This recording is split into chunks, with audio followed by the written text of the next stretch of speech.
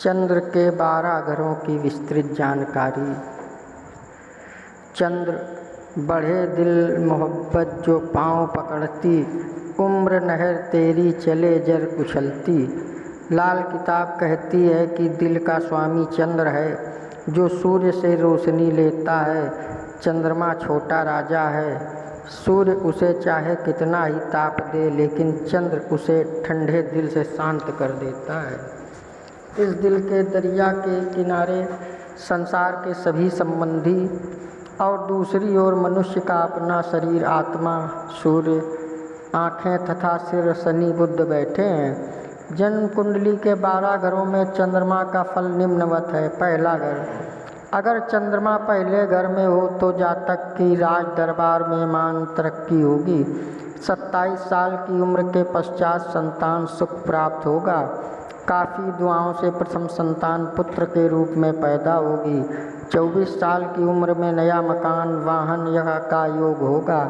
सभी प्रकार के सुख के साधन प्राप्त होंगे। अन्न द्रव्य एवं वस्त्र लाभ होगा। शरीर आरोग्य रहेगा। स्त्री से सुख प्राप्त होगा। सभी कार्य स्वतः सफल होते नजर आएंगे। जातक की उम्र 90 साल होगी।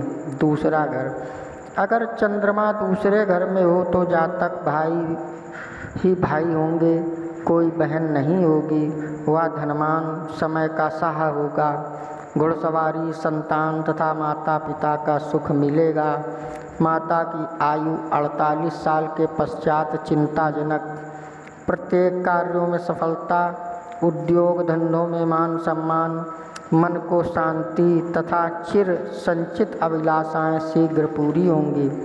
मौज मस्ती से संपूर्ण कार्य सिद्ध होंगे। शुभ समाचार सुनने को मिलेंगे। वाद विवाद में सफलता तथा प्रतियोगिता के परिणाम मनोनुकूल होंगे। तीसरा घर, अगर चंद्रमा तीसरे घर में हो तो जातक माया से पूर्ण अलंकृत तथा योगी होगा। अगर साधु हो तो ऋषि सिद्धि का मालिक होगा। गृहस्थी में हो तो धन दौलत का भंडारी होगा। किसी भी हालत में धनी अवश्य होगा। आयु में वृद्धि होगी। जातक के जन्म के समय परिवार को विशेष लाभ की प्राप्ति होगी। कुदरत की बेपनाह कृपा होगी। फलस्वरूप शत्रुओं पर भी विजय प्राप्त करेगा।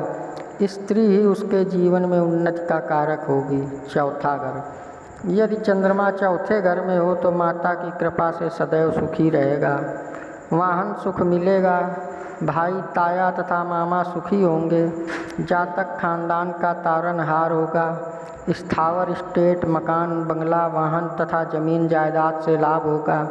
वह एक प्रवासी लेखक और लोकनायक होगा। लोक सत्तात्मक स्थानों में विशेष मान सम्मान की प्राप्ति होगी। सृष्टि सौंदर्य का उपासक होगा। प्रेम, वनस्पति शास्त्र तथा निगूढ़ विद्याओं का ज्ञाता होगा। पांचवा घर, यदि चंद्रमा 5वें घर में हो तो जातक राजा के समान भाग्यशाली व लंबी आयु का स्वामी होगा। कट जाएगा लेकिन झुकेगा नहीं। सभी के लिए न्याय तुला के समान होगा। जातक की आयु शताब्दी 100 साल की होगी। जिस व्यक्ति का साथ देगा उसकी जीत सुनिश्चित होगी। बंजर भूमि को भी उपजाऊ बनाने वाला होगा।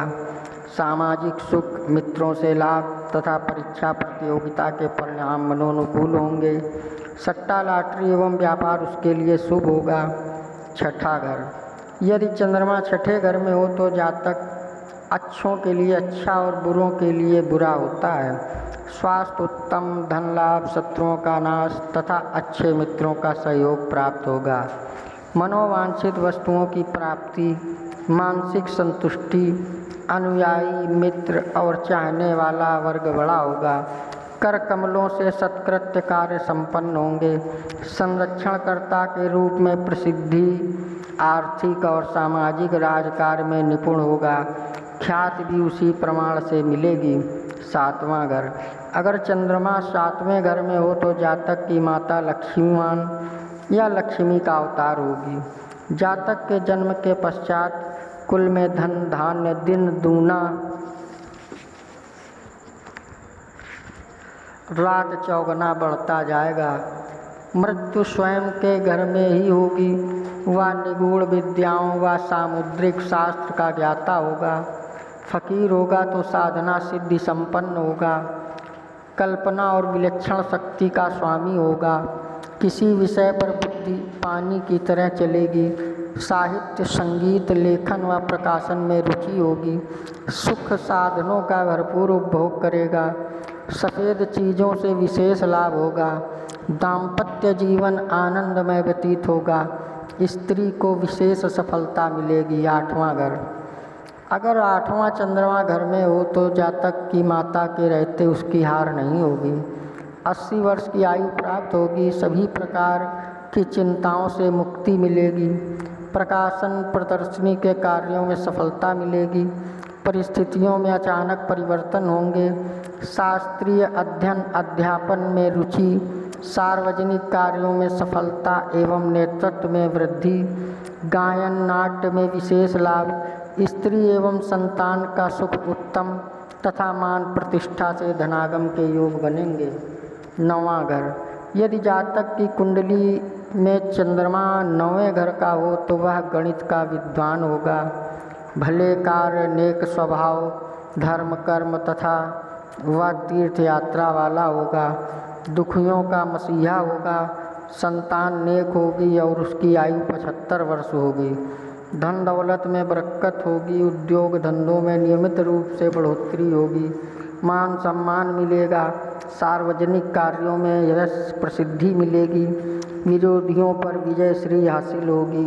10वां घर, यदि जातक की कुंडली में चंद्रमा 10वें घर का हो तो उसकी आयु 90 साल की होगी। इच्छित कार्यों में सफलता, अधिकारों और अन्य कार्यों में यश प्राप्त होगा। घरेलू सुख साधनों पर अपव्यय होगा। वरिष्ठ व्यक्तियों से मेल जोल के अवसर प्राप्त होंगे। उसे समाज में सम्मान प्राप्त होगा।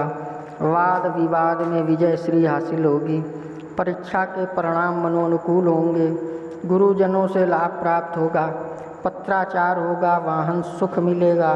पिता के अधूरे कार्यों को पूरा करेगा। दुखियों की सहायता से विशेष लाभ प्राप्त होगा। 11वां घर, अगर जातक की कुंडली में चंद्रमा 11वें घर का हो तो उसे सुख व धन की प्राप्ति होगी। प्रगति और स्वास्थ्य उत्तम होगा।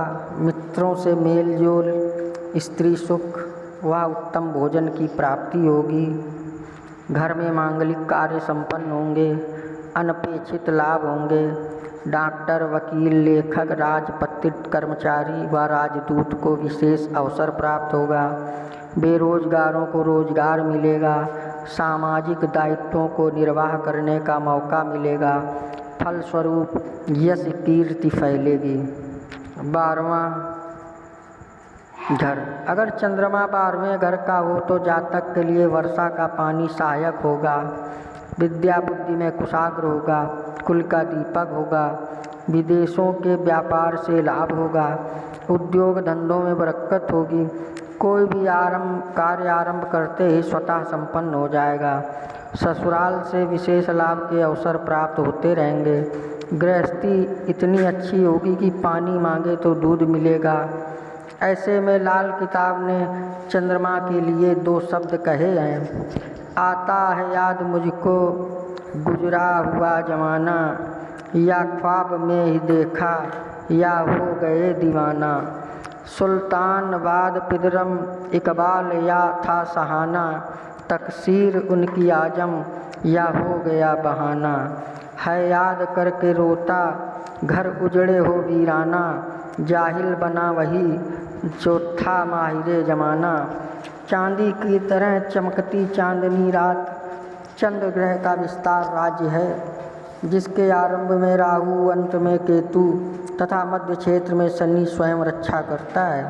अर्थात ये तीनों ग्रह चंद्र के सेनापति माने जाते हैं। ये मार्केश ग्रह कहलाते हैं जो हर एक आराम में खलल डालने वाले होते हैं। ये जगत माता के दरबार में स्वयं अपनी ही माता के दूध में जहर मिलाने से बाज नहीं आते।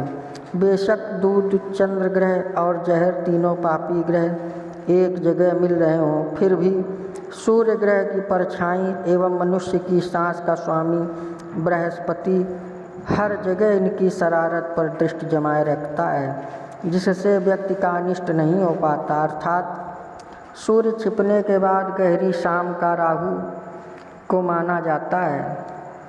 सूर्य निकलने से पहले प्रातः का स्वामी केतु होता है। पूरी रात का स्वामी शनि को कहा जाता है। ग्रहों की औसत चाल के आगे चंद्रमा के प्रभाव में सबसे पहले बृहस्पति का समय आता है, उसके बाद सूर्य का तथा अंत में चंद्र का स्वयं प्रभाव रहता है। यानी चंद्रमा के प्रभाव में बृहस्पति, सूर्य और चंद्र तीनों का ही प्रभाव शामिल होता है। आपको हमारा वीडियो कैसा लगता है कृपया कमेंट्स में बताएं।